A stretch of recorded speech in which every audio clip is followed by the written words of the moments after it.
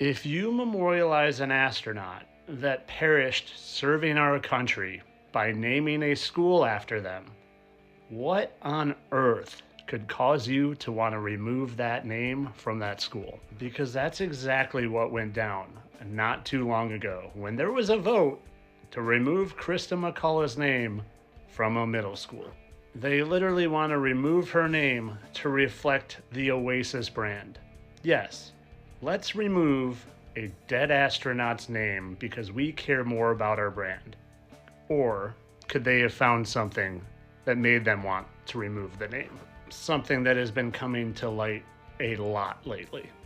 George Bush Sr. hand-selected the teacher, Krista McCullough. What are the odds that 30 years later, there is a professor at Syracuse University with the name Sharon McCullough? I still can't believe that I'm going to actually be going into that shuttle. It just really doesn't seem possible. Krista McCullough was asked if she had any fears about her space shuttle flight.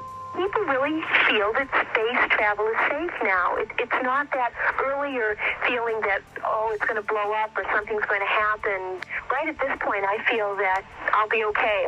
Have you seen what some brave souls brought to the Brevard County courthouse recently? I'll remember the Challenger explosion that took place in 1986 that tragically took the lives of all 7 astronauts on board. It launched not too far from where we're standing here today. Well, the interesting thing is, a couple decades later, this thing called the internet came about, and someone allegedly found almost all of those astronauts alive and well, many using the same exact names. As you can see here, we have Challenger astronaut Judith Resnick and also a Judith Resnick Yale law professor. Michael J. Smith, the pilot of the Challenger astronaut, and also professor at University of Wisconsin, now retired Michael J. Smith. Commander Dick Scobie, who is now president of Cows and Trees.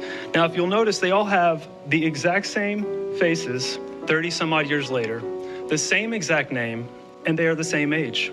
The same is allegedly true for our friend who just happens to have that school named after them.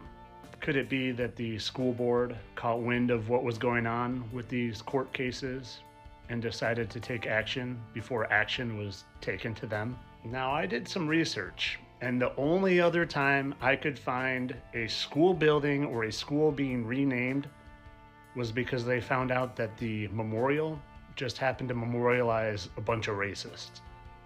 What's the case here? Why are they removing the name of someone who is supposedly a United States hero that gave their life for the exploration of space? So as I've been doing lately, I'm not saying anything. I'm just showing. I'm not telling you anything is true. I'm just giving you some information, some visuals for you to make up your own decision.